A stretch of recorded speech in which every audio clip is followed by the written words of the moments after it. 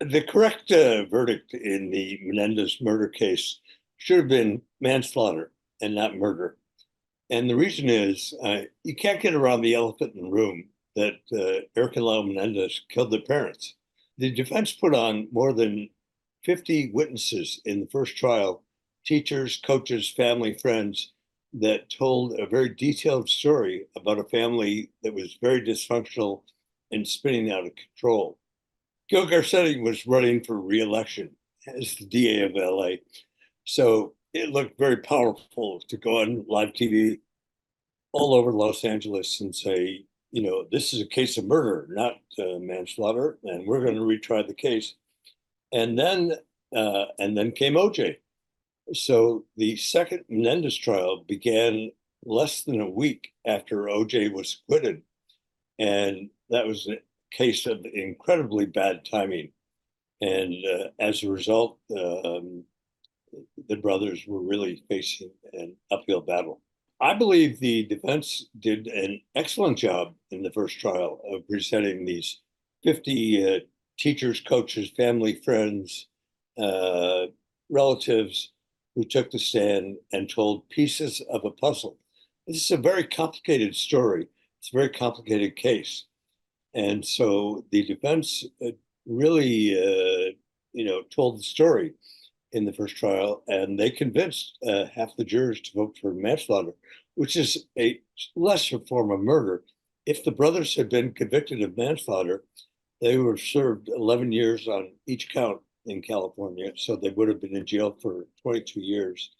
And now they have been in jail for 34 years and 6 months. So, in other words, they would have gotten out 12 years ago. There was an issue in the case with the brother's therapist, Dr. Jerome O'Seal, who Erik Menendez confessed to on Halloween 1989. And of course, you have a privilege normally with the therapist, but the therapist gossiped to his girlfriend. He was married to another therapist, but he gossiped with his girlfriend. And then he tried to keep the lid on her. And he and his wife moved her into their home uh, for several months, trying to keep her from going to the police as his relationship was going sour with the girlfriend. That could be a book in themselves. And their whole story is wild. Um, but the way the case was cracked was the girlfriend, Judalyn Smith, was kicked out of the Oziel's house, and she immediately went to the Beverly Hills police and she said, Erik and Lyle Menendez killed their parents, and Dr. Jerry Oziel has audio tapes in a safe house box with their confession on it. Normally, you have a privilege with a therapist in California, like most places, where the therapist can't reveal anything that you say in a therapy session. But Dr. Oziel made up a story that the brothers had threatened him, which I don't believe. He was the Oziel was the star witness for the prosecution in the first trial, and he claimed that Lyle Menendez had threatened him on the night that Erik confessed. And so for 3 years, that issue was really hardly fought by the DA's office and the defense. And the case went all the way to the California Supreme Court, which in the end ruled that the tape of the brothers talking was admissible in the trial, um, because if the tape had not been admitted into the trial as evidence, the defense would have been, you say we did it, prove it. I personally feel, based on the evidence that I saw in court, which is very extensive and detailed evidence, that Erik and Lyle Menendez were in fear for their lives on the night they killed their parents. And it's very hard for us to believe.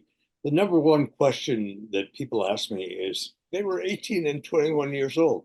They were nationally ranked tennis players. Why didn't they just walk out the front door? Why would they stay in that house? And the answer to that question is that Erik and Lyle were living in something like a tunnel, and they couldn't imagine walking out and carrying on with their lives. because their father had threatened them so many times that they believed that was true. And the number two question that people always ask me is, okay, maybe I'm willing to accept that Jose Menendez was a monster, that he was an abusive father. And there were eyewitnesses to physical, verbal, and emotional abuse. Uh, Pedophiles typically don't invite people in to watch when they're sexually molesting a kid. And so the answer to why did they kill their mother, uh, there were a series of confrontations in the days before the killings.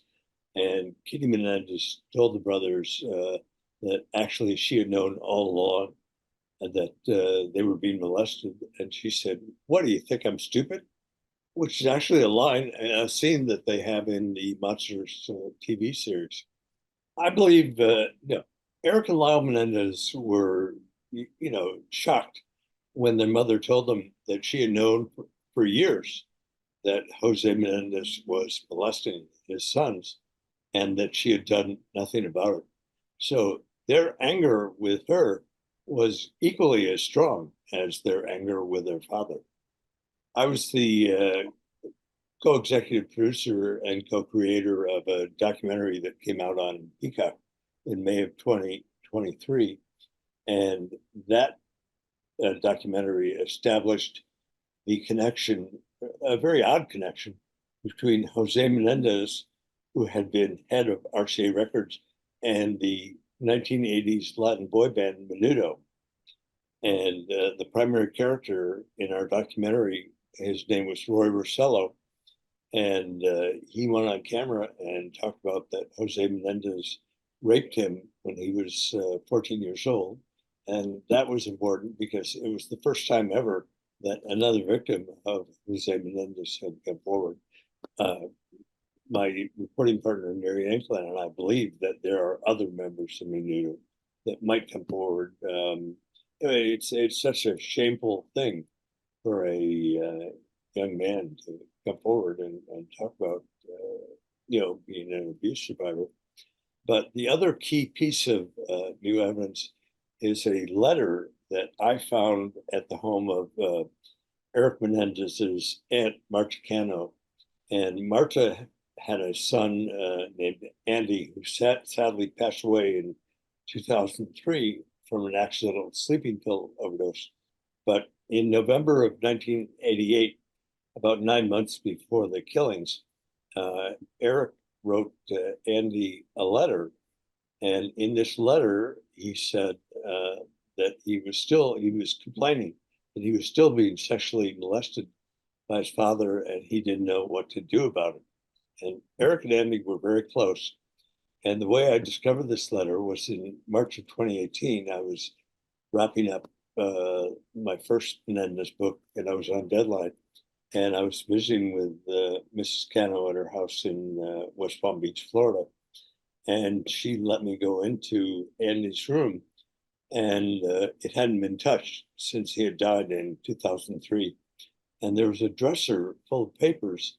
And she said, "You're welcome to look through these papers, and see if there's anything that might be helpful for you or for the case." And within 15 minutes, I found this letter. And as soon as I saw the letter, I knew it was extremely important because it was a piece of physical evidence where Erik Menendez was writing the cousin he was very close to and complaining about the ongoing sexual abuse by his father. So those are the Menudo Menendez connection and the letter that Erik wrote to Andy Cano are the two key pieces of new evidence in their habeas petition to reopen their case. And normally in California, 99% of habeas petitions are turned down within a week. So it's very unusual that this petition is still active 16 months after it was filed.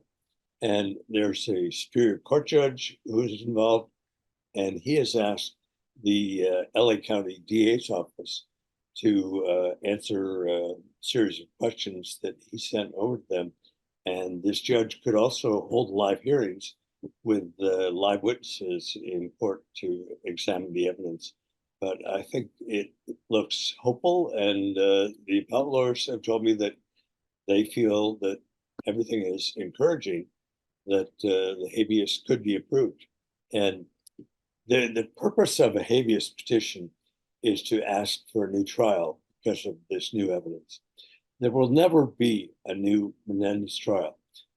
It is 30 years later, and half of the witnesses that testified in 1993 are either dead or they have dementia. And the cost to Los Angeles County would probably be somewhere in the neighborhood of 20 to $25 million to reconstruct a 30-year-old trial. And what would be the point? So what the brothers are hoping for is that they will ask to be resentenced if their habeas petition is approved, and they will ask to be resentenced to time served, and they would be let out of prison.